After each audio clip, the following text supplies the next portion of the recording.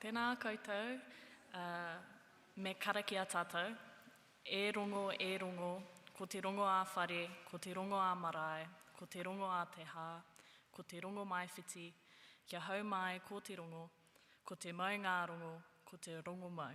E rongo, whakairi ki runga kia tīna, hui e taiki. E aku nui e aku rahi, tēnā koutou katoa. Tēnei te mihi atu kia koutou e haramai nei ki te tautoko i tēnei kōrero rangatira, ara ko Matariki kōrero hauora o te kai. Tuatahi ake, me mihi ki te pai kōrero o te pō, nau mai ngā pukenga, nau mai ngā whiako, nau mai te mana o rongo mā tāne rawa ko haumia tike tike, ngā atua o ngā kai tipu, pērā i te kumara, te aruhe hoki. Me mihi hoki ki ngā taonga e hora nei, nau mai te mātāpono o mana taonga. E tika ana te kōrero, kāinga te tāhua ārongo rawa ko haumia. Nā runga i tērā nau mai haramai i raro i te maru o tō tātou whare o te hono ki Hawaii. Ki runga o rongo maraeroa, kia ora mai, koutou katoa. Welcome everyone to the kōrero tonight, ko aroha match at Melo toko ingoa, he uria hau no te whakatohea Ngāti Rangitihi ngai tūhoi hoki, ko au te tahi o ngā pukenga hōtaka tūmata nui kaupapa Māori i te papa. I'll just quickly run through some health and safety before passing over to our facilitator. In the case of an emergency or an evacuation, follow the instructions of our hosts. They're wearing te papa event t-shirts or shirts. If you need to go to the wharipaku or the bathroom, it's just over to the right, past the Pounamu around the corner. If you need to leave early, please leave quietly and follow the path you came in. Our facilitator for this evening is Miriana Johnson. Miriana Johnson Ngaitahu Rangitane is a journalist, writer, and MC. She has crafted stories for RNZ, the Spin-Off, and The Hui.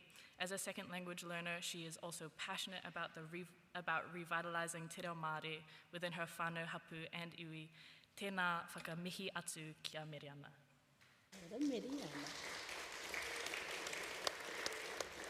Tēnā koutou katoa, tuatahi ka tika ka mihi ki a koe te kai karakia, ko aroha tērā, e mihi atu.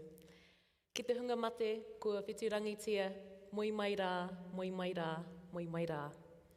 Ki ngā mana whenua, ko te Aotearoa whānui, ko Ngāti toa, i manaaki mai, ia tātou nei, e mihi atu rā. Kia koutou mā, e hui mai nei, tēnā koutou, kei te hikaka te ngākau, ki te whiwhi mai te kōrero o te tokorua o raunga wāhine ki takutaha. Kia koutou, te hunga mā takitaki a Ipurangi, tēnā koutou. En ki te kaupapa, ko te hauora o te kai tērā. Ko te tūmanako nei, ka whangaia, tēnei kōrero ia koutou. Nō reira, tēnā koutou katoa. Kia ora, I'm Miriana Johnson. I'm really excited about this kaupapa because kai is central to who we are as Māori and to ngā iwi katoa. It is how we sustain our people to ensure the continuation of our whakapapa. It's used in ritual for lifting tapu. It is a tohu, a symbol of our manaaki to our visitors, which is why the aunties pull out all the stops in the kitchens when we have kaupapa on the marae to show that we are the best kai manaaki. However, many of us, like myself, in our day-to-day lives, we've lost our connection to our kai, where it comes from. Urban life means we don't often grow our own kai or dive or kina pā or koura. And at the same time, supermarket prices mean that kai is often out of the reach of our whānau. But never fear, we have our two pukenga here to give us some advice and to wānanga with us tonight about how kai plays a role in our culture, how we can return to our kai gathering and growing ways to achieve kai sovereignty, and how our changing climate is also impacting on the tohu, the signs which tell us when to grow, how to grow, and how abundant it's going to be. Nō reira, I'd like to now introduce the pukenga on either side of me. So to my right, we have Pounamu Skelton, no Te Atiawa, Taranaki, Ngāti Ruanui. She's an advocate for Kai sovereignty and a champion of wellness within our community. Grounded in her cultural landscapes, she inspires others to reconnect to whenua by educating them on growing hua parakore, kai, and understanding the mauri of plant medicine. Leading by example, Pounamu nurtures a thriving hua parakore mara on her papakainga, embodying the values she teaches. Her impact reaches far beyond her own garden. She has empowered over 400 whānau to create their own mara at home, taking vital steps towards kai sovereignty and sustainability and sustainable living. Through her transformative work, Pounamu continues to guide her community toward resilience and self-reliance. Tēnei, mihi mai, paki paki mai.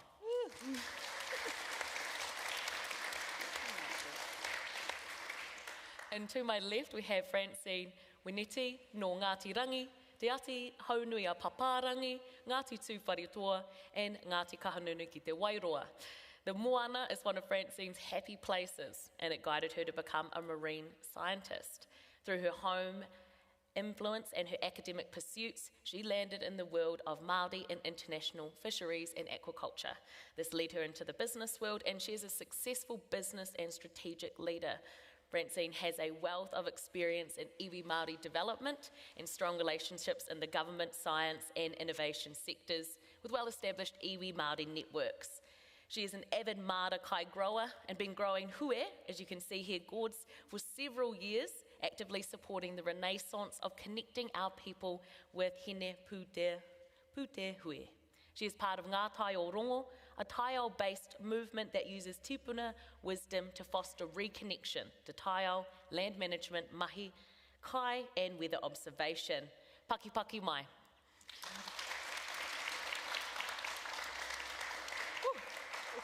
You two are busy, eh? Paku mai, woo!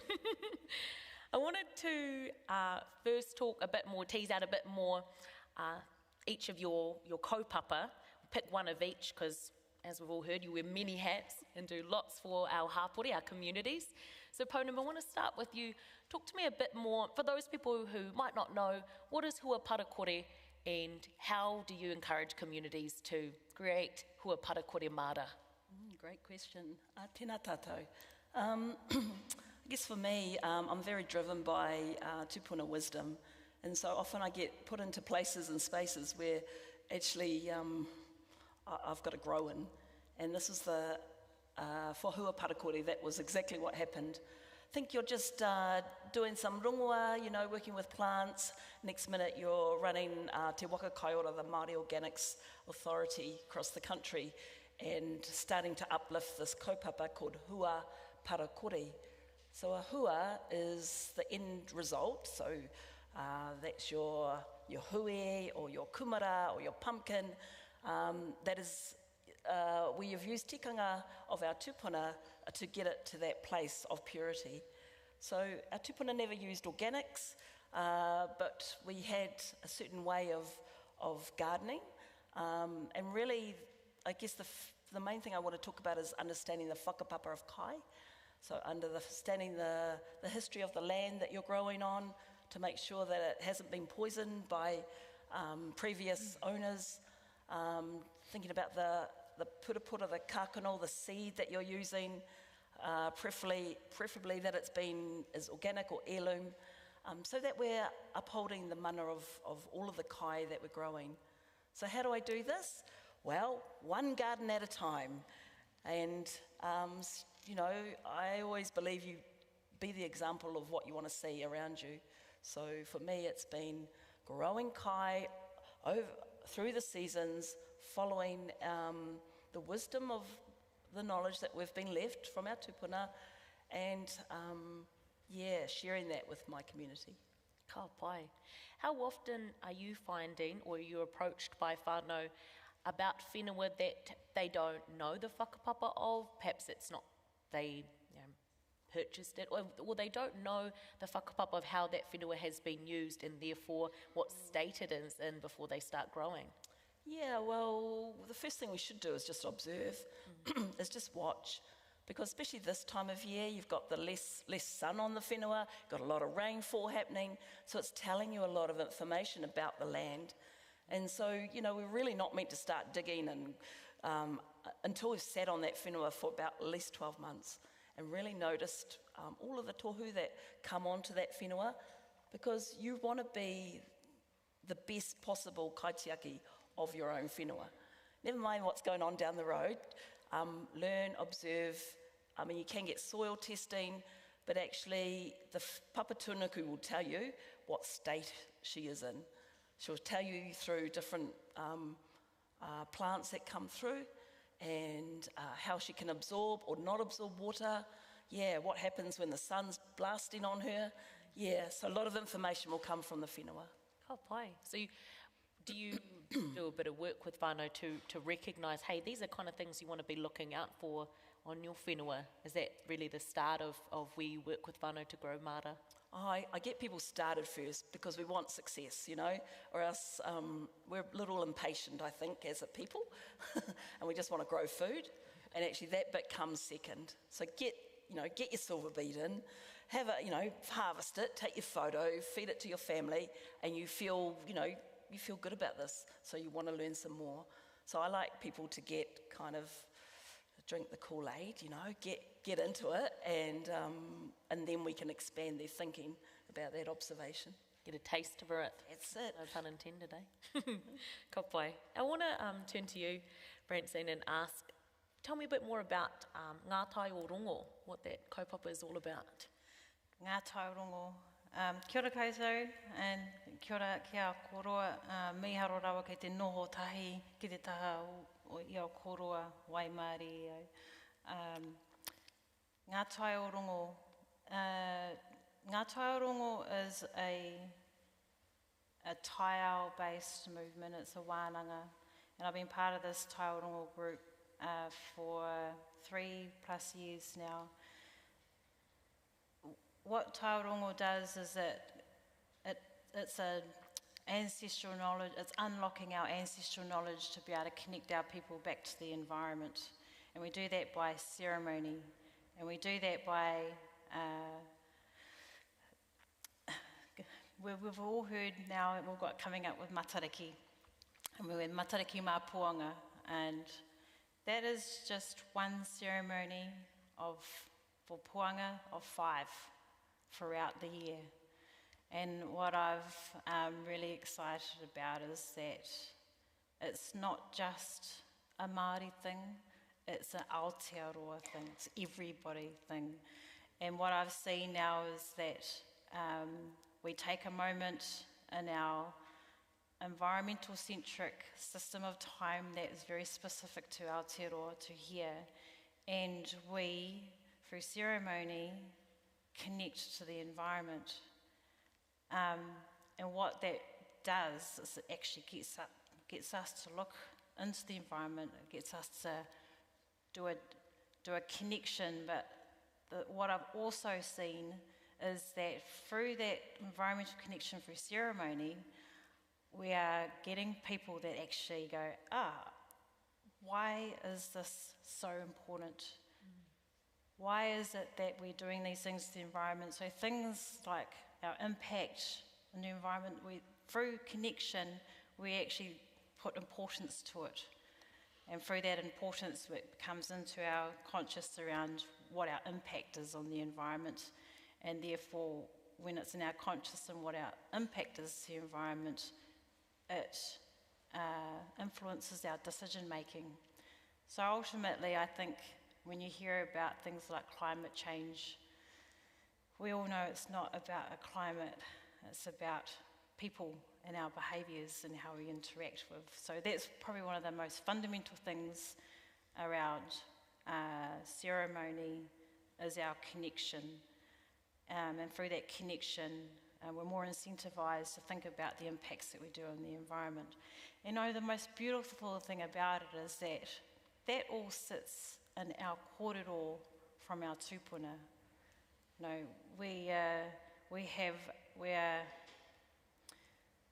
maybe I'll just talk about my tūpuna, we're market gardeners. And I am a genetic memory of my tūpuna. And I always ask myself, why do I, because why am I good at growing things? It's just a natural genetic memory that I've inherited from my tūpuna. And that's not only from my taha Māori side, it's from my mother as well. My mother loved gardening, and she, as a child, I used to be dragged around, and she was a solo mother, single mum, and so she used to grow food in order to feed us kids. And it was cheaper to do that. Now, as I was being dragged along as a child, she was feeding me all this information about the plants, go along to these different gardens, and that locked into my memory.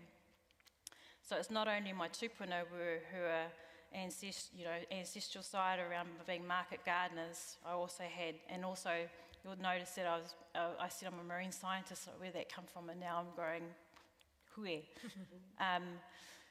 It's that intrinsic genetic memory, and it's in all of us. And I think with taonga, that kaupapa I'm connected to, it's around reconnecting to the environment, and we can do that. We do it 4 or 5 times a year, these ceremonies. So it's just Matariki, but there's also spring, there's also summer, there's also autumn, and there's all the different tohu, the signs in the environment that tell us when to do things. I'll just stop there before I just keep going. That's so beautiful to hear you talk about that genetic memory of growing kai. I think my genes forgot though. I'm not remembering. But you also have a whakapapa of growing kai, your nan, you've got some memories there. Do you want to talk a bit about your memories of kai?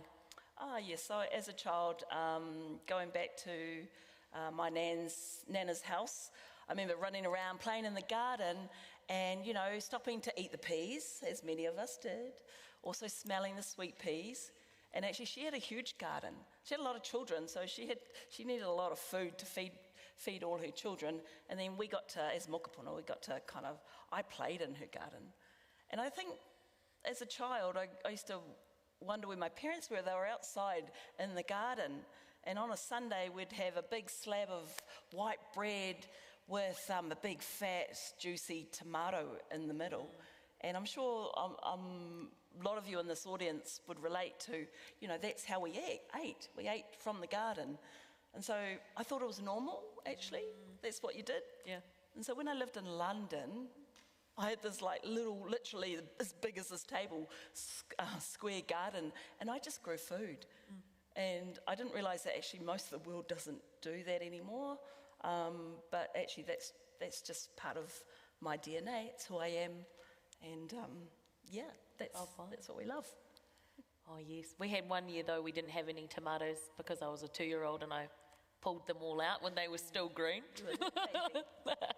But love those kai memories. Why do you think it is now that less of our whānau are growing kai? Is it urbanisation, kind of an obvious one, but it seems like a lot of us remember growing up with gardens and feeding ourselves with what we could grow, and that was the way to do it. What do you think that shift has changed, or when did that change? Did we get time poor? I mean, there's obvious ones would have less whenua. We're a product of colonisation, and in Taranaki our land was taken from us, so we couldn't garden anymore because we didn't have any whenua, and we had to move into the urban places to survive, and actually survival became, I think, a priority, just to actually get enough money to keep a roof over your head.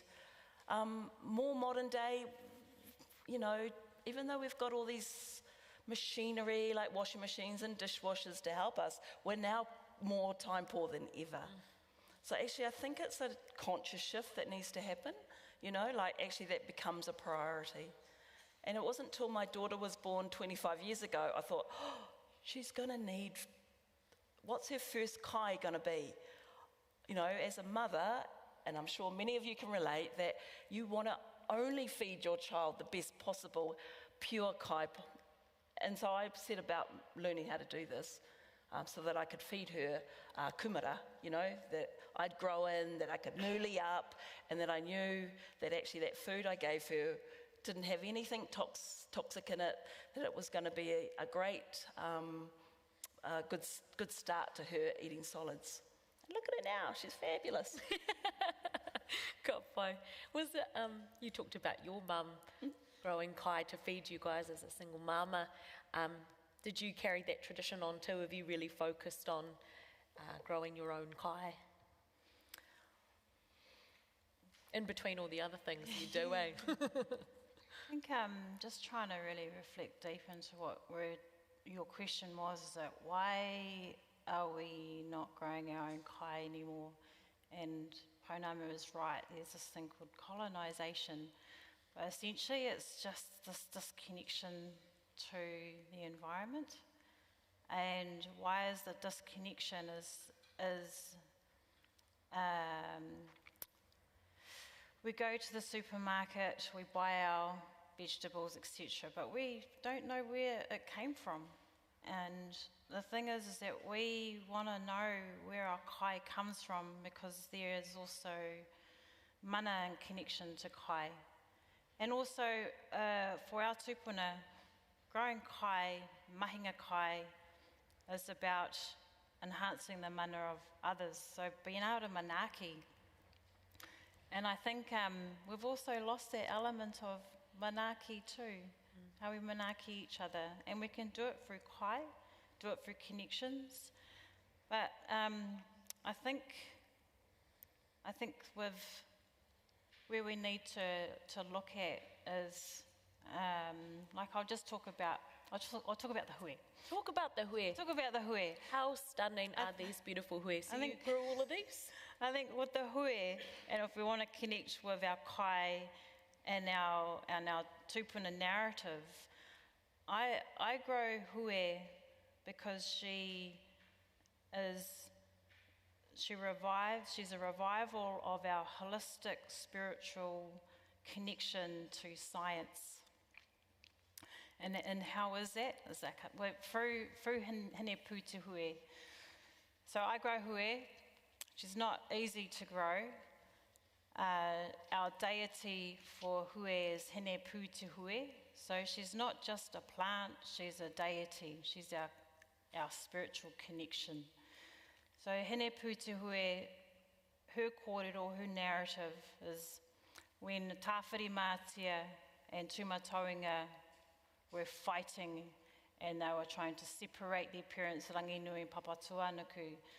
There was this massive rage of chaos and this anger of trying to separate the parents. And Tāwhiri Mātia, he was so stricken that he just caused a massive storm. And from that storm, causing chaos and fighting with Tūmataonga to try to separate their parents.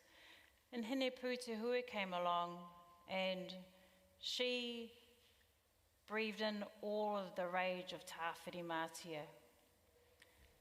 And when she released that turmoil, storm and anger, Tāwhiri Mātia was impacting on his parents, she let out a beautiful melody of peace and calm, and she subdued this fighting that happened.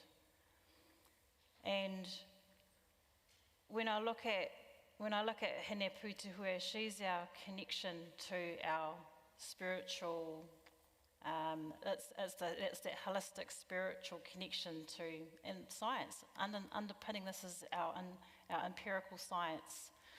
Now, hui, like when I look at her, I think just how incredible she was, because not only is she a vessel, so our ancestors used hui to be able to voyage across the moana, holding food and holding water.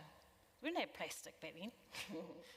So if without these hui, they wouldn't have been able to survive their great journey across the ocean. You know, how incredible is this? And we've lost this connection to growing hui because we've now got things like plastic and other things that we can use as convenience. And through growing her again, we were able to reconnect to our culture. And that's what I mean about she's not only just a plant, she's a deity, she's that spiritual connection to our science. And our tupuna were amazing scientists. And that's where I sort of bring so the thing is around, without us growing our culture crops, and this is where I'm sort of going to start talking about seed sovereignty and food sovereignty, is that we've lost our connection to growing our culture crops and we've lost the connection to our culture, we don't practice it. And then without the practice, we're losing our disconnection. So now these seeds are actually really hard to get. And if you can obtain some hui seeds, they're like a taonga. And when you plant these seeds, because hui aren't easy to grow, you have to... Love our climate here, eh? They are hard to grow. It's too cold here. So when you grow the hui, the seeds, you need to observe, you need to be able to nurture them. And through observation, I think Pounamu was already talking about when you're growing, you need to be able to observe and nurture and look after your soil. This is the reason why I like to revitalise the growing of hui, because it will revitalise our connection to the environment by the challenges of nurturing her, the challenges of being able to get her to grow. And this takes a whole year to be able to grow from a seed to a vessel like this. Wow. Thank you for that kōrero. Beautiful how you connect, just from the hui itself, it's connected to our atua, our voyaging history as Māori, our science, our mātauranga, and beautiful as well how they've been decorated. You decorate them yourself too, don't you? Yes, try to. Whai, a tāhua. Yeah, so similarly, when it comes to kumara, what do you observe when you're growing kumara, whether it be the ground or the tohu in the environment? Yeah, what are some examples of those tohu? So we're always waiting for the tohu to arrive. It's definitely not 1st of September, like the marketing says, not to buy into that, whānau. It's not Labour weekend when actually, that's the time to plant things. Certainly not in Wellington, way too cold still. We have to wait, and we have to be able to, because kumara are subtropical, they like warmth. So last season, for example, it was still very cold in November in Taranaki. It was still raining, and it really wasn't the right time to put the kumara into the whenua. So you just wait, and you just trust that when the right tohu of the warmth comes, then that's the time to plant the kumara. And sure enough, it was about the first week of December, everything came right. Put your hand literally in the whenua, it's nice and warm. And, if you're coming from the islands and you like the warmth, well, that's the perfect place for you to thrive. Usually it takes a good 5 months at home, and you don't want to watch Facebook or your mates that live on Tairawhiti who are a month ahead of you, because you're like, get a bit competitive, right? So don't be doing that. Just look at your own mata, wait for the warmth to come. I don't do much after that. Once they're in, maybe they may get a weed if I'm feeling generous. But usually we're just waiting. We have had we've had kumara flowers coming through the last couple of seasons, which is quite unusual. But I'm taking it as a good tohu, and that we actually had a drought at home this year, so that meant no rain for 3 months. So I thought, wow, kumara are going to love this, really hot. We're feeling like we're Nelson weather. But actually they needed once the rain once it got a rain on them, they really took off. So that was good observation. Like, I feel like we're just in this changing times. So it's, we have to adapt to it. You know, if it's going to be a drought season, well, okay, adapt your practice. If it's going to be a lot of rain, adapt your practice as well. Yeah. In terms of deciding how to adapt, do you follow your intuition on that? Kapai, yeah. Yeah, I'm very intuitively driven. That's how this whole thing's come about. And I call it the inner barometer. You know, like, when is the right time to act or not act? And so it's kind of knowing yourself, and it's knowing your place. So becoming your own tohunga just means lots of observation. If you were really good, you'd write a journal about when things went in, when you harvested. Work with the marama to utilise that beautiful energy. But mainly quieten your mind down and watch what's going on. Yeah, and then just have a little look too for kumara. Like, just go and have a look. Yeah. Oh, how big are they? Oh no, actually, they've still got another month to go. So don't be afraid to dig in there and no, then fully. put them We back always to go rest. for a look. Kapai. Is it similar for you? Are you following your intuition, or are you writing down in a notebook all your observations? Bit of both. Intuition, but I do use the maramataka. Maramataka in terms of just informing when it's time to do things. There's one thing I've always said about gardening, because I do have a mara kai at home, and when people come up and visit, they say, oh, this looks like a lot of work. Like, how do you have so much time to do it? And I always say it's never a lot of time, it's specific time. And busy times for me are busy times for me are autumn and spring. Spring meaning it's time to plant. Autumn meaning it's hauhake, it's time to harvest. And summertime, it's all around watering, and wintertime is when we're just going into, we've already done our harvest, and it's time to wānanga, and it's time to reflect, plan for the coming season. And I think probably that's a really good thing to talk about, why with Matariki Mapuanga, and during this time, why we've got our like I mentioned before, our environmental centric system of time, which is specific to us. Other than like up in the Northern Hemisphere at the moment, it's summer. And then when it's winter time there, they're going into Christmas time, and you find all of those kind of ceremonies and practices they're doing, and we're trying to copy what's happening up in the Northern Hemisphere. And down here at summertime, when they're celebrating wintertime and all of those other activities that you do related to winter. So that's why Matariki and Mapuanga are so connected to us here, where everybody can participate in. It's winter time too here, and we've just done our harvest for all of our kai, and now we go into wānanga. We go into coming together.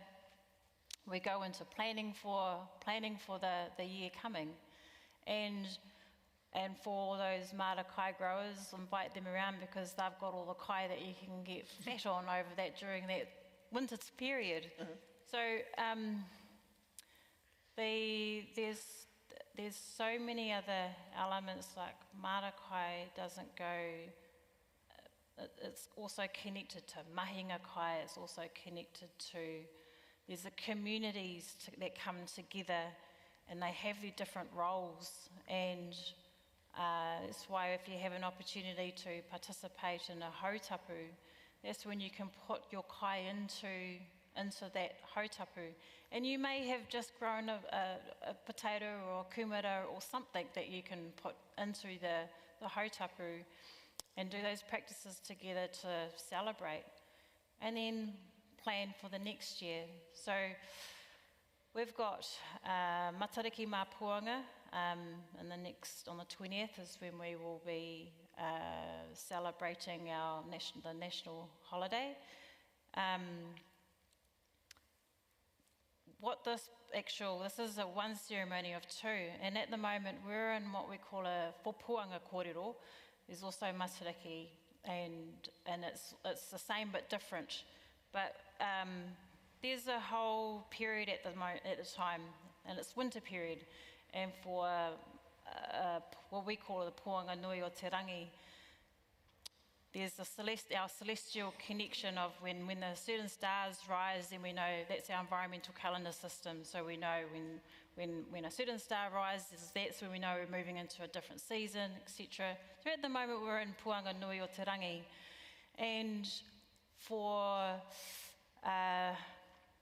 so we've just come through ngā huru or autumn, and we've done our harvest. And then when we, in Matariki, have done its descent now, we can't see it at the moment, and now we're in the phase of waiting for it to rise. And that will be our key indicator that we're coming into the Māori New Year. And it's the start of another cycle.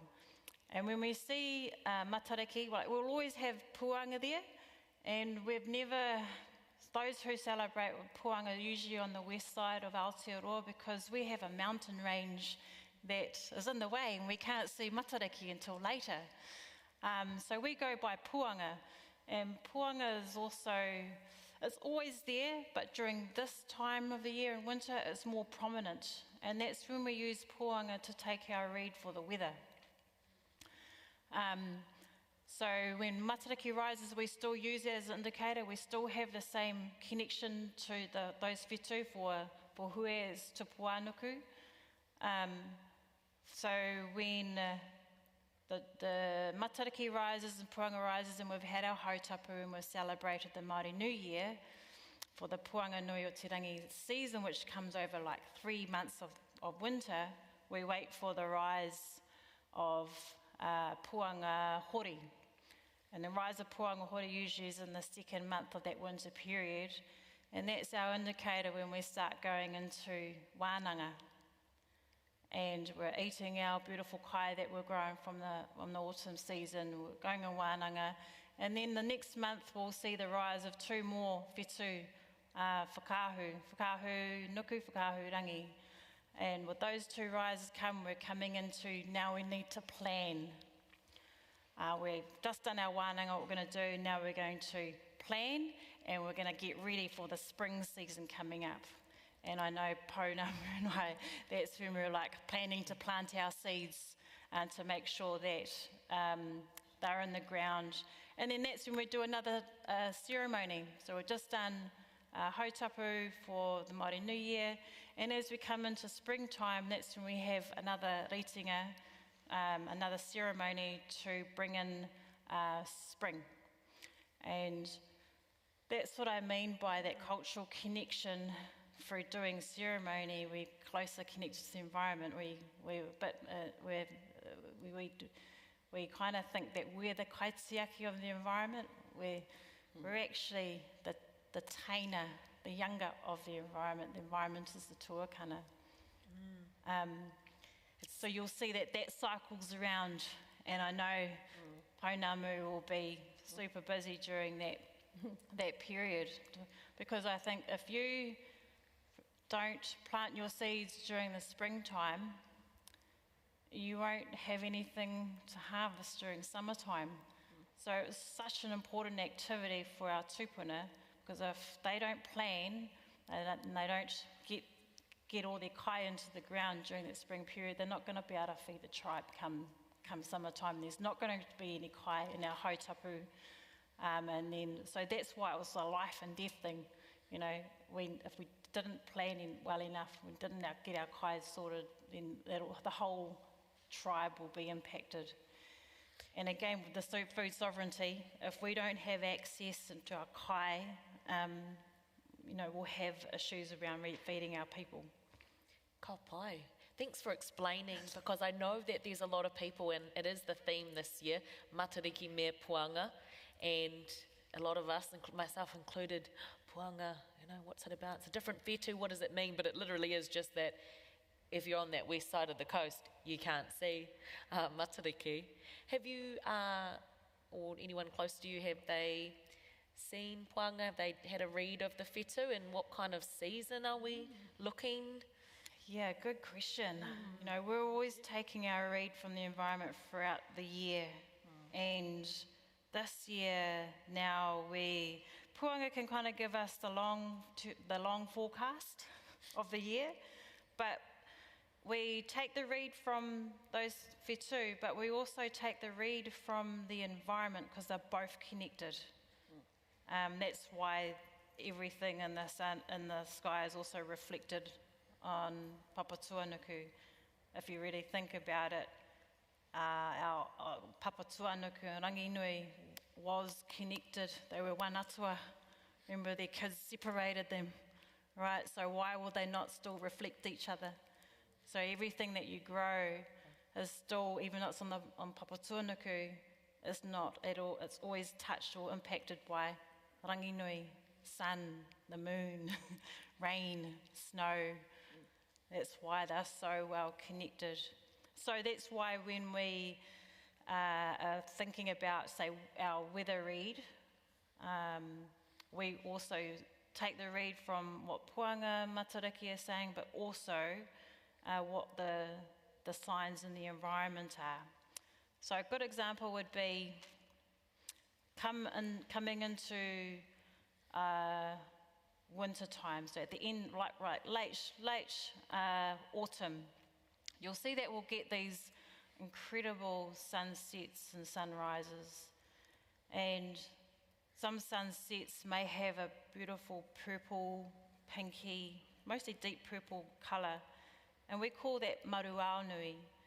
And if we see that occurring constantly over several days or weeks, then that's going to tell us there's going to be a lot more rain or wet coming up in the following winter.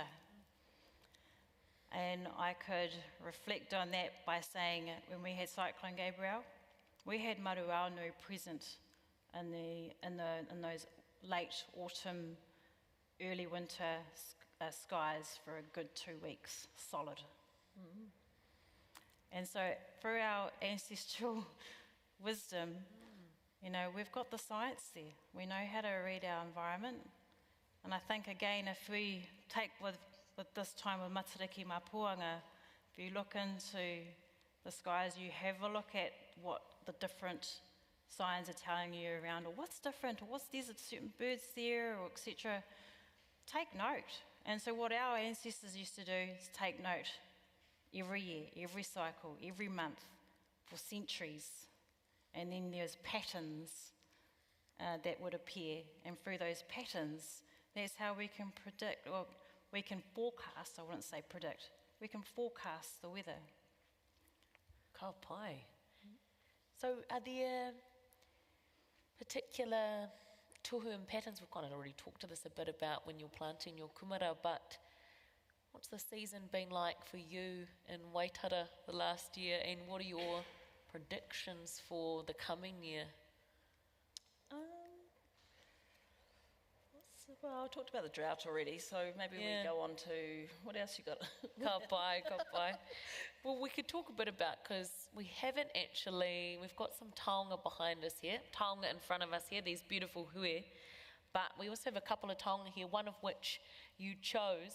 Can you tell us a bit more? You can see it, maybe guys, if you reach up a little bit, it looks like a small baseball bat, but it isn't. Taonga. Fred Flintstone. Fred Flintstone. Yeah. So tell me a bit about that taonga and why you chose that. Yeah, so I don't know if I chose it might have chosen me. So being in the archives here is a privilege, and also quite large energy going on downstairs. And so there's a ārua here, which is the bracken pounder just behind us here, from North Taranaki. So I come from North Taranaki, and it was very much like, whoa, perhaps one of my whānau would have used that to pound the roots of the ārua here. So I've never done this myself, but that's quite a lot of work to get a feed, you know. to have to pound it with this quite large object to soften it up to prepare it for food. Yeah, so I thought if it would be all right to bring it out. There it is, it's beautiful. What I do with that nowadays? Well, I grow herbs and medicine to turn into rongoa. So I would probably use something similar, maybe not quite as big as this, to kind of mortar pestle it, to break up the herbs so that it's extracting the mauri or the rongoa from those plants. So maybe I don't get to use this one, but something similar. Ka pai. Maybe you could find one of your own, make one of your own, or commission someone to bring it back. Stones are good. Stones, ka pai, yeah. And tell me a bit more, because we talked about kai and ceremony, kai as nourishment, growing kai, but also you do a lot with kai as healing. So tell me about how you do that. Yeah, so I guess my backstory is 28 years of body work, so that's miri rongoa mai. And what I noticed in that, it's a long period of my adult life, was like, it's not impacting enough, What else do I feel like our people need? And so it's the same thing really, it's just miri-miriing the soil is how I approach marakai or gardening. And whenever you put your hands in the soil, something remarkable happens. You could be feeling average, and you go and spend a bit of time in the garden, in the marakai, and actually, I call it the Mauri Ora barometer, just changes. You feel uplifted, you feel better. You kind of forget about the woes and worries of the day, and there's something tangible about your hands in hini ahuoni, in our soil, that actually really heals us and helps us. There's also you've gone outside, so you've got the warmth of tāwhiri on your face. If you're lucky enough to have some sunshine on your skin, then you're breathing deeper. And all of the stresses of modern society sort of almost falls off you. It's been not only my experience, but a lot of whānau that I work with, and definitely within my own whānau, I know we're all way more peaceful after we've been in the marakai. So I reckon that the marakai, the garden, is the vehicle for transformation. Back to your true self, back to your peaceful self. We would rather live more peacefully. The realm of rongo. Yeah, that's rongo's mad rongoa that is bestowed upon us for those who want to delve, Yeah. So what you're really teaching whānau is not so much, when you think, it's not so much kaiba, I guess what comes to mind is maybe the power of manuka, honey, to heal the tinana, but you're really also talking about the practice of being in the mara as healing. Ko te kai, he rongoa te kai. And it's the process of being in connection with our deity, hene ahuone, where that exchange happens. And it's really simple. Some things in life are really simple, but boy, are they so good for us. Yeah. Ka pai. This conversation makes me want to get out in the mara. I'm getting inspired. Tonight? Not today. Have a rest. Rako nui, good time for plant? No, we're not planting at the moment. We're in Matariki, ka pai. I'm learning. So this kaupapa of kai sovereignty, which you both talked about, if people in the audience here or listening at home want to get into it, they want to perhaps want to stop spending $5+ on basil at the supermarket asking for a friend, how do they begin? What's a simple way to start with marakai? Potentially thinking people who don't have a lot of whenua either, and are time poor. What's a good way to start? Just what's coming to mind now, my first year of teaching whānau, we did some evaluation. Some whānau were saving $60 a week from growing a small garden, and it wasn't even a very big garden. So $60 a week, and that was 4 years ago. It'd probably be more like 90 now. So huge impact on economic benefit to starting to grow your own food. So I started in a suitcase from an op shop. Like, it doesn't matter what the vessel is, you just need something to hold soil or compost and then get some plants. So I'm all about like not making it expensive, so you don't want to you don't want barriers, you just want to start small, because I didn't do that either. I went big and then went back to small. So just start, visit the op shops, like get stuff that's already available, put some soil, get some good quality organic compost and some seedlings, and just go and see it every other day. Have a chat to it. Spend a bit of time with it. You don't have to water it right now. Go bye. What's your advice? How do you, because you're busy, you know, how do you grow your kai in a way that works around your life? In terms of my busyness, I always, what I said before, there's always a specific time, not all the time. But I think with a lot of our people, our challenges is that we live urban and there's no space, and we live in the city and there's no whenua to grow kai on.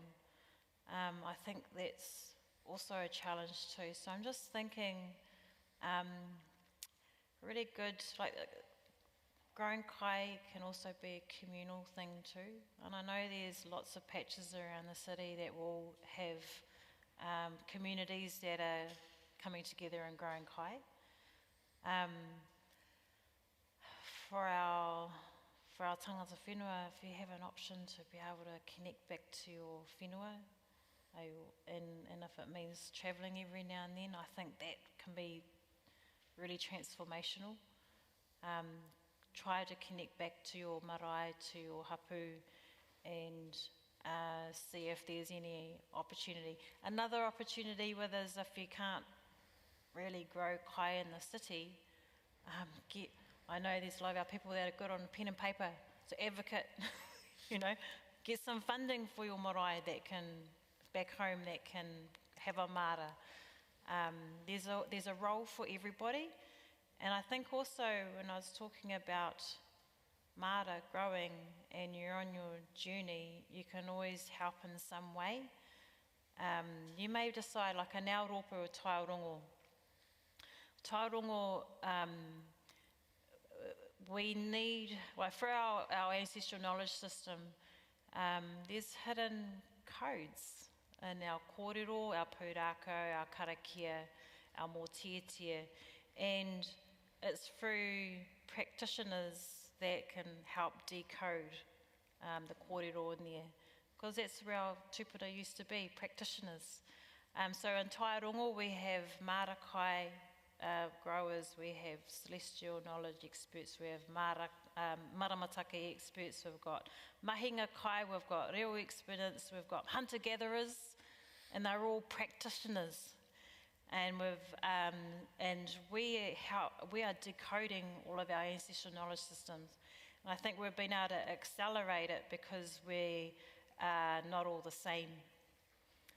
And we have really found some incredible kōrero, and that's why we've now come out and we're sharing all the practices and around puanga and all the kōrero around that, so all of the other iwi can either pick it up or just be able to use it as a basis and then revitalise their own. But probably the most fundamental is coming together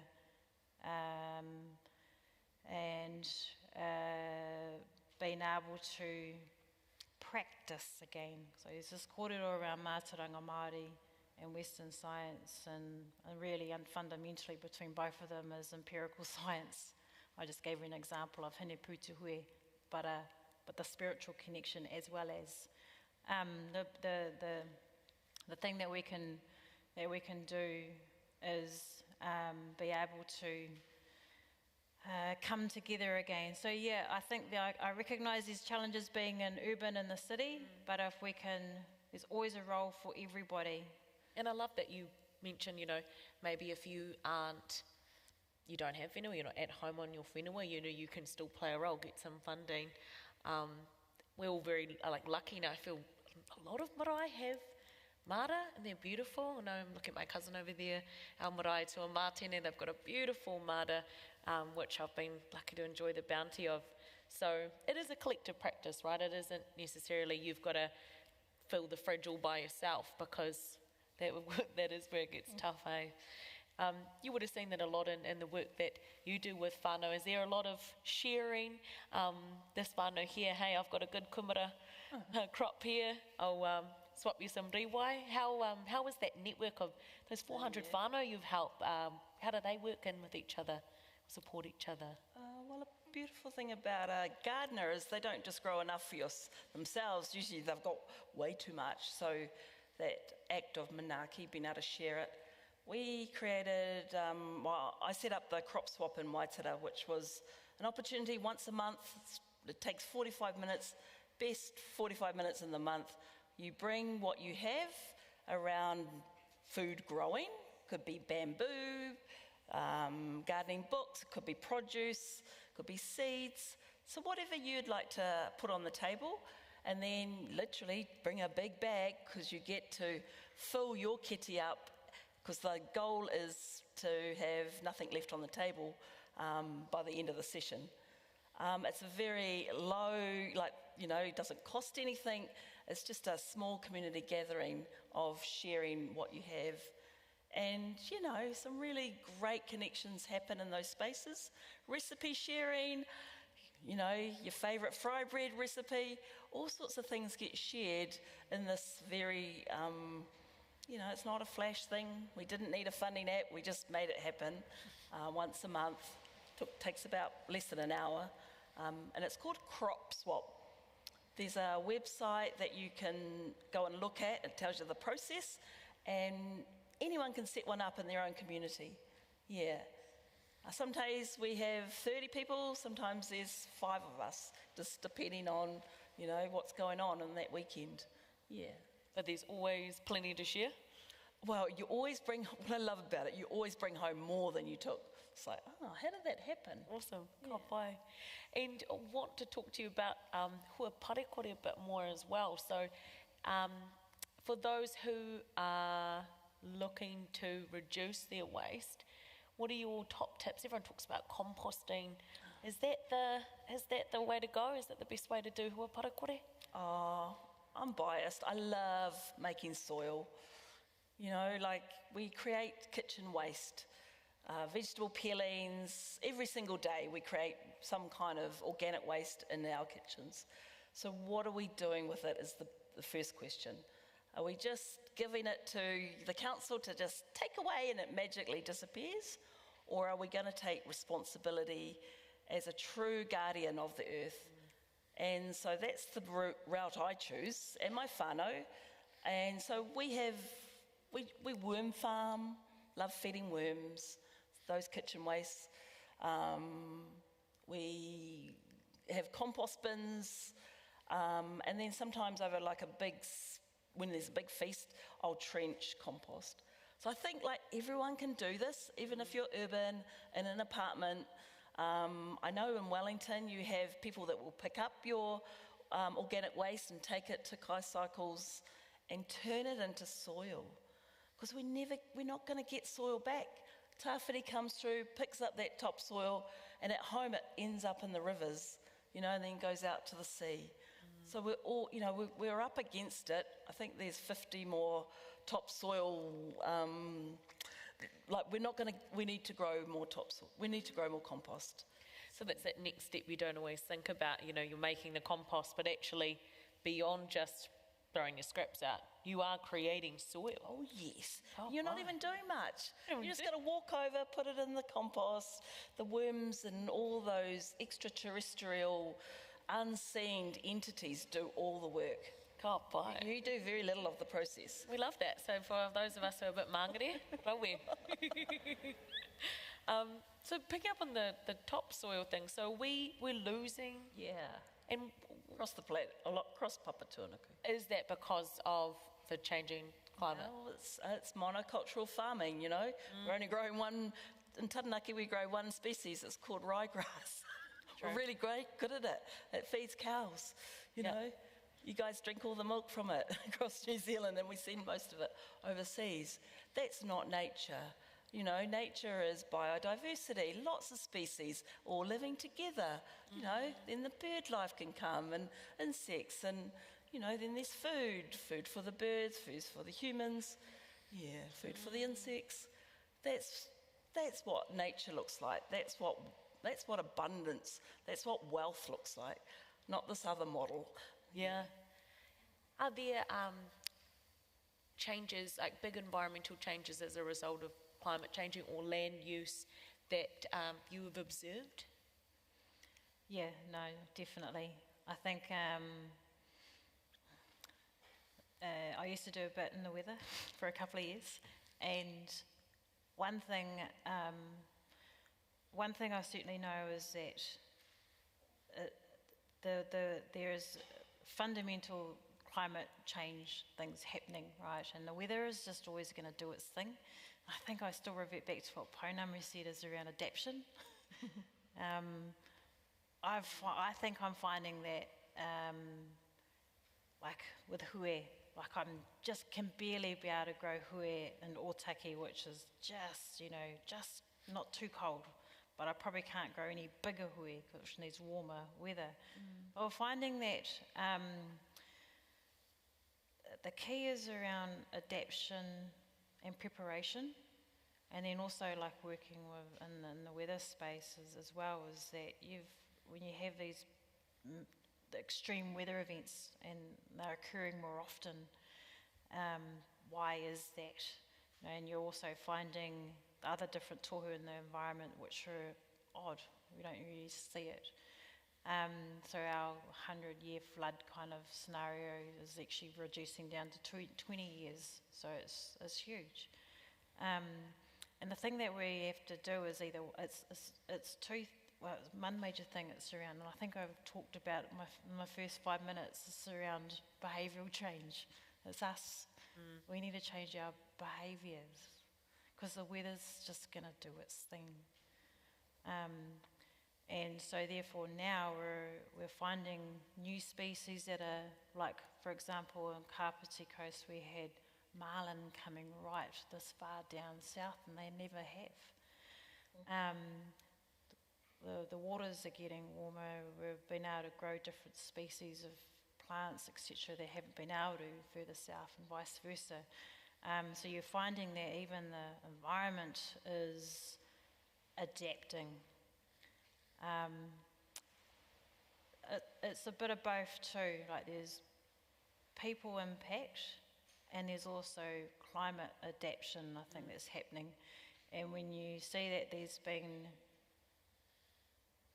like Tonga have had volcanic eruptions, and you see the Ring of Fire, there's a lot of activity happening, and then you find these highly migratory fish species changing track. And I think I've also heard kōrero around our tuna, our eels. So they come autumn time, they come out of the rivers and they migrate up north to spawn. Now I've also heard kōrero that their migration pathways are changing. Yeah. And are we finding also those migratory pathways, because of these earthquakes and these tectonic shifts, that is also changing, and our environment is adapting to it. So just I think. So what do you do on these for the humble grower or whānau hapori? How do you respond to all of these huge environmental shifts? Is it a matter of changing, just focusing on your patch, changing what you grow when? And what would be your advice or approach? Yeah, well, I think it's around environmental observations. When you're a gardener, right, you start really reading in the environment, looking at changes, and when there's things that are odd and it's regular occurrence, then it's going to force you to make a decision on, I can't plant now because I'm going to lose my crop. So how are you adapting and changing to it? And that's what we're finding now. But I think that once we get people that are doing these practices, you're going to be much more connected, and you're doing those observations, and it's going to change your behaviour, and you're going to care more. And just imagine if you do that, your whānau do that, the children that you're raising are doing that, from learning from you. There will be that intergenerational shift, and we'll do that in our communities, we'll do that in our people. So it's like, you know, I know how Māori are. If we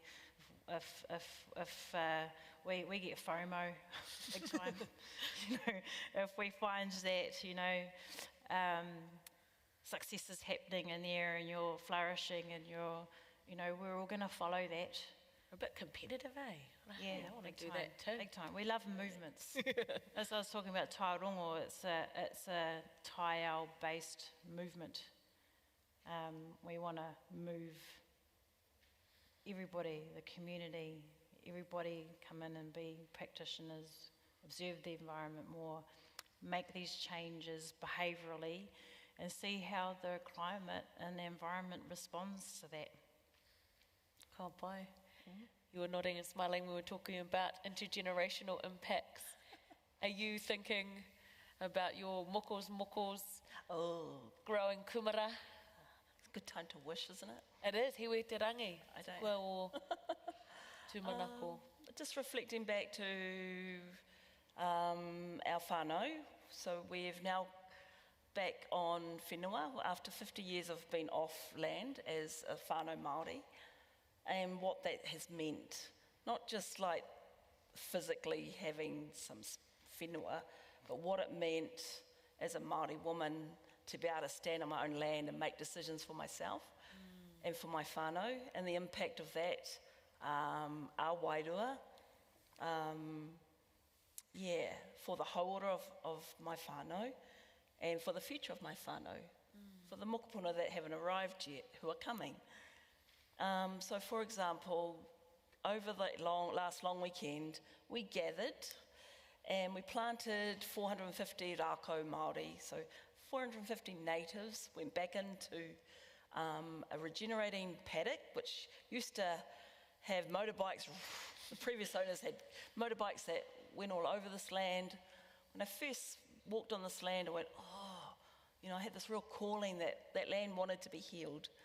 And so the best, I didn't know much about planting native trees, but I thought, right, that's what we're going to do. Going to recloak her in rākau, in natives, to firstly and foremost, not use the whenua as a commodity. It's not going to be used for making money. We don't need any more sheep. And to reinstate the mauri and the mana of our soil and heni ahuoni, because there's some degradation there. So as a good guardian, you know, as tangata whenua, it's my job to be the enabler to make that happen. So yeah, I'm smiling because, you know, here we all were, including my 83-year-old father, out there planting trees over the long weekend. And we did it as a whānau.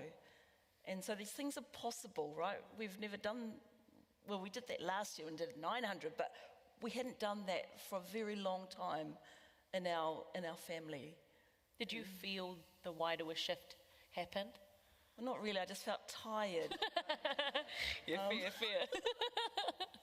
But in reflection, I know it's the right thing to do. Yeah. You know?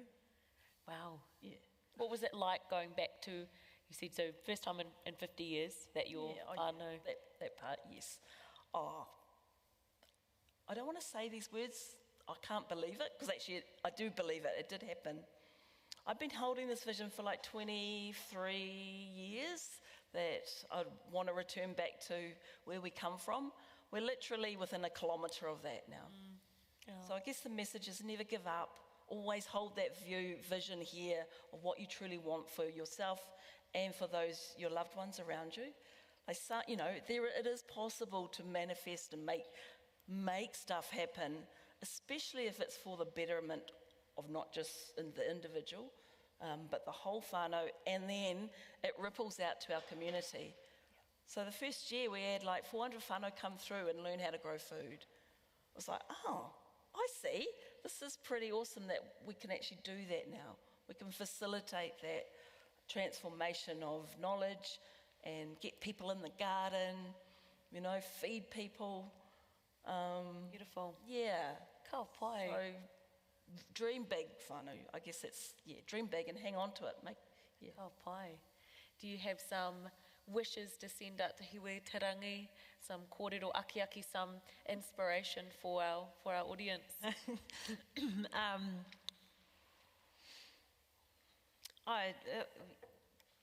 So you've all come here because you're interested in Mara or interested in Sarabi. Hopefully that you have grabbed elements of our kōrero tonight that you can put into practice.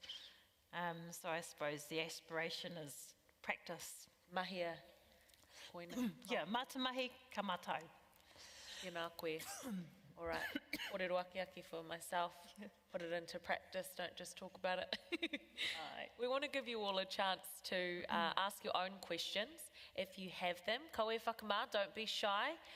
We've got a mic that will be coming around. So no pātai too big or small. If you're a kai mara and you trying to understand something about your whenua, ask away, or for also those big high-level questions about how the climate is changing. Francene's here. So does anyone have any burning pātai around gardening, hua parakore, maramataka?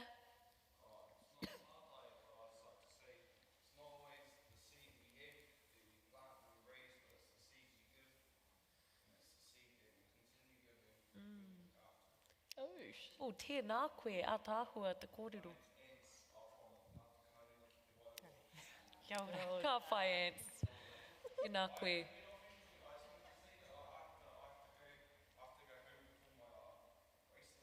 Ka whai hoa. Don't be late.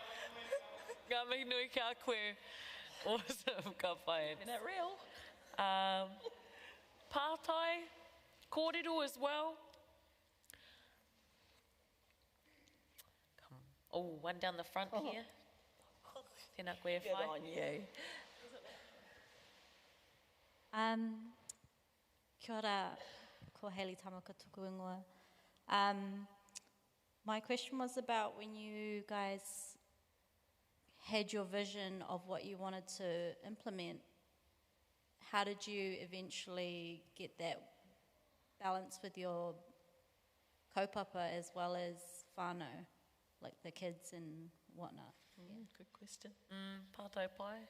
Yeah, very, very much. Are we balancing? It always is, and I try to bring the kids with me and expose them, because look how I got into this was with my mum and my parents. It's the intergenerational transmission of knowledge. Yeah, they will get hoha being dragged around. Like my son, he hates anything green, so he doesn't eat anything I grow. Such a challenge. But what I do though, like if it's time to pull up the kumara or riwai or garlic, because it's hidden underneath the whenua, I get him to come along, and that's all I'll get him to do. Get him to help me pull up the riwai, because it's exciting. It's like, hey aha Santa, look at these, uncover these up, and you get to eat it. So, try to find, and I don't get my kids to pull out weeds, because I know that job sucks. I don't want to put them off. So I just find other ways to include them. But yeah, it's such a challenge. I get it. It's real. Struggle is real. Pounamu, what's your strategy? Fun jobs only? No weeding? Flowers. Flowers, ka pai. Things that smell nice. No, my kids grew up around the garden. They always came to hui. Whether they liked it or not, I'm not sure. Sometimes the mara's a place where you can escape your children as well and have a little bit of time out. That's kind of real for mamas, where it's pretty full on. What I see is often in my programs you have a grandmother, a parent and tamariki coming. So that's a really beautiful way to learn as a whānau, as an intergenerational whānau. How we operate now is everyone's got a role and stay in your role because, so there's no clashes. So what I mean, actually, my sister over here grows flowers. She loves flowers. That's her thing. I grow kai. Our dad is the builder, and my daughter is the cook. So we've found each other. We've found our own roles. My kids are they're older now, so it's, they've found their role. Yeah. Kia ora. Tēnā koe. Tēnā kōrua. Just one more question I also have. I just wanted to ask, do we need to be very spiritual to grow these all things? Like spiritual practice we have to follow? Any kind of, to grow whenua and these all To things? grow Spiritual, we should be spiritual as special well? things like hui. Yeah. You want to grow hui? Or just generally about spiritual practices when it comes to the Yeah. whenua. Beautiful question. Yeah, kōrero. We have our cultural practices that we revitalise some and then maintain others, and then if we don't know either, we make it up. Because it's all about intention, right? We have to follow intuition. Yeah, and I think for us, if you don't know karakia, or if you know even from a different background, use it. But what's in it is your intention. And I think with intention, you can't go wrong. Yeah. Thank you. Can I add a little something? So in hua parakore, we do the taha wairo, the spiritual side is part of the practice. And so what that looks like is, so before you're going into the garden and you've just had words at work and you're feeling a little bit out of balance or brassed off, then the intention happens before you go in. And you practice your spirituality, whatever that may be, so that when you enter the garden, you're going in sort of neutral, not all hyped up and, with a whole lot of things. So my kaumātua has taught me, don't have politics in the garden, don't have a fight or an argument. That's not the space. It's a space of rongomatāne, our atua of peacefulness, and doing whatever you need to do to enter into that space. So some people use water, some people just take a breath, some people might do a prayer. So whatever your practice of spirituality is, that's what you do before you enter. So actually when you're in there, it's all a bunch of roses, you can really connect and enjoy what comes from that. Yeah. Thank you very much. Beautiful question, and thank you Was a both for your beautiful beautiful answers. Any other pātai e te whanauka? Your whanaunga? Yeah, my cousin. Ko te tuatahi mihi ana kia kōrua, mō tā I kōrero ai, ko Jordan tōku ingoa. It's a bit funny hearing your voice on this, isn't it?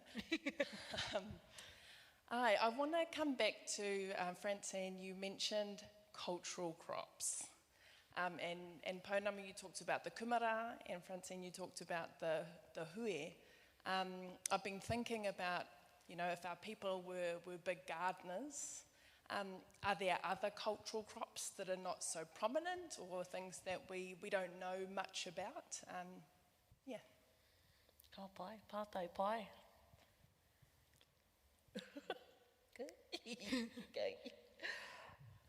There's so many. yeah, admittedly I'm focusing on hui, and because they are hard to come by, and then they get cross-pollinated, and then it's hard to get them back into being our culture crops. And I know an amazing kumara grower in Taranaki, and he's been, I love saying, decolonising the kumara, you know, stripping out what was bred into them so then they can be the same looking, etc. And then they lose resilience, and then so I'm just been focusing on the hui, and I know there are so many more. All our riwai, there's so many different varieties. Even within our kumara, there's so many different varieties, and being able to decolonise them back into being a resilient seed. Now from that is our connection to changes in the climate, because if we don't have those resilient food, those cultural crops, then we may be in trouble, you know. So it's been able to ensure that we've got people in our communities that are doing, like Glenn Skipper is up in Taranaki and decolonising the kumara. So I find that they'll probably be needed again as we find these other seeds, etc., that are from two big major seed companies that have got mostly the monopoly on the seed supply, that these culture crops are so important, so then we can feed them back out again. So just to add to that, are there some, you're talking about lots of different types of kumara, do we still have all of the seeds of our kumara that our tipuna would have had, or have we lost some of those? And yeah. Taiwa. I'm just going to bring a different kind of approach. So if I look at my plate when I sit down, what do I want to eat? What do my eyes want to eat first? Do I want a lot of colour and texture, or do I just want one crop? So I think that's where we've kind of got it. What modern agriculture has done wrong is just focused on, you know, monocrops. What I want is a whole lot of diversity on my plate, and I want a whole lot of sweet, different tastes on my tongue, and a whole lot of, I want to work with food so it digests and it nourishes my body. So I'm not so, I respect that people are doing traditional kai, but actually for me, it's more about are we saving that seed? That's way more important. Because if we don't look after the kakano, the purupura, then what are we going to eat next year? And so learning to decolonise our addiction to supermarkets, to having to buy seed every year, that's been actually more of my mahi around, like teaching people how to save the seed of not just one crop but many crops, so that we are empowered, and that if we have another lockdown and we can't access stuff, that at least we're able to feed ourselves. That's kind of that's where I'm coming from around sovereignty, is bringing our seed, looking after our seed, and then teaching our people so they can grow it. So it's slightly different. It's not really answering your question, but yeah. Hi. Yeah, God, we're starting. We need another wānanga after this about seed sovereignty and how we look after the diversity. Was there a question down the back there, Hoa? Kia ora. Tēnā kōrua, o te rā tēnā rā tātou katoa. My question is, I think last year I did a pretty good job with the mara, like I was pretty into it. But then like this year I've been pretty lazy, to be honest, and have just kind of neglected it. And I think after listening to your kōrero, feeling inspired and revitalised in that kind of space. But is it too late to do anything now? Like, you know, it's the time where tools are down, going back inside. Is there anything to do, or is it just better just to plan it out and stuff like that? Where are you based? Here, just the road. Yeah, not much. No, I'm just kidding. No, just plan. These you've got your brassicas, your more winter-related crops. You can hopefully you're not somewhere too exposed, but maybe also a good time to look at like Pounamu was talking about your soil and how diverse your soil is, and see how you can get it started for spring. One thing about whenua soil, the way I kind of see it, is that your soil is like your immune system of your mara, and what you plant in it is will send down to your diversity of your whenua what it needs. So I'm total big believer, because how around managing time, I'm like a plant and walk away. You know, but I've looked after, I've got the diversity in the soil, knowing that is the immune system. One way that I do my mara, not the entire way, but because when you're like a busy mama, and you've got contemporary life to also be able to manage and plan life into, and it happens. So there was one thing I missed last spring, and I was gutted because it meant that I didn't have much kai for summer. Totally knew it was going to happen. But I reconciled with myself about it. I was like, okay, I'll just let it go, because I use next season. Get a tray, grow some microgreens. Within 10 days you'll have fresh living food to put on your plate. They'll be inside, filtered light. Yeah, but at least you'll get a kai. Ka pai. Awesome. Tēnā korua. So there we go. That might be helpful for some other people as well. If you missed the boat for planting some microgreens and planning for the season to come. Tēnā rā koutou e mihi atu ki a koutou.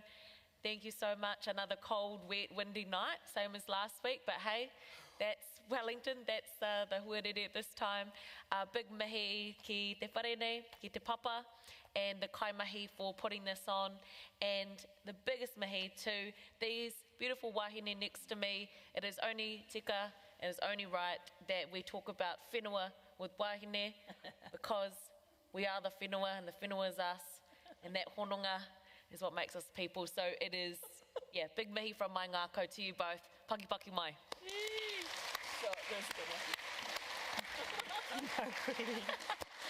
Ka pai. I'm going to hand back to Aroha to whakakapi. Tēnei te mihi atu ki ngā pū kōrero o te kōroa ko Pounamu, ko Francene. Nā kōroa I whakatakoto I ngā whakaro rangatira nārera tēnā koutou.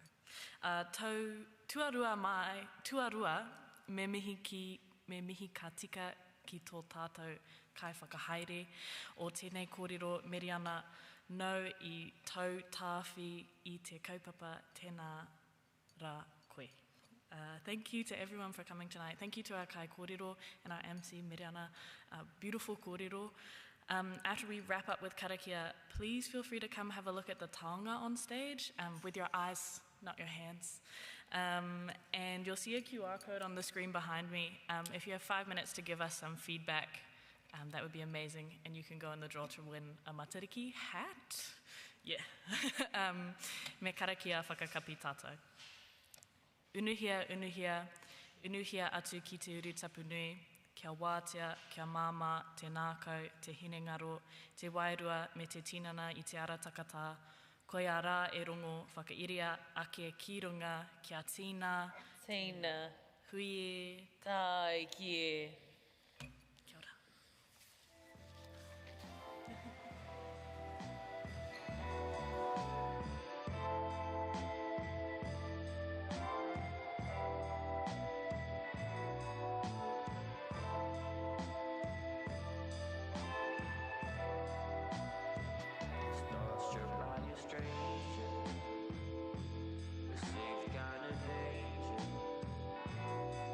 Perhaps the loneliness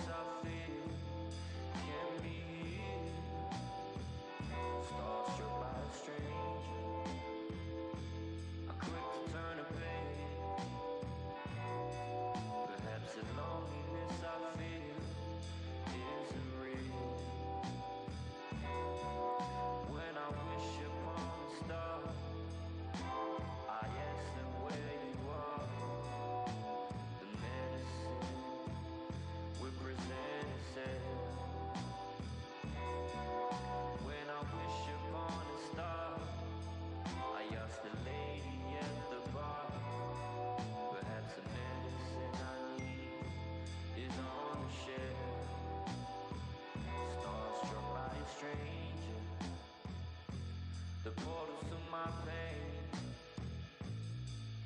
Do I feed myself with thoughts all in vain? Starstruck by a stranger, I feel it in my veins. What have I got to lose? It's not a game. Starstruck by a stranger, starstruck by a stranger, starstruck by a stranger, starstruck by a stranger, starstruck by a stranger, starstruck by a stranger, starstruck by a stranger, starstruck by a stranger.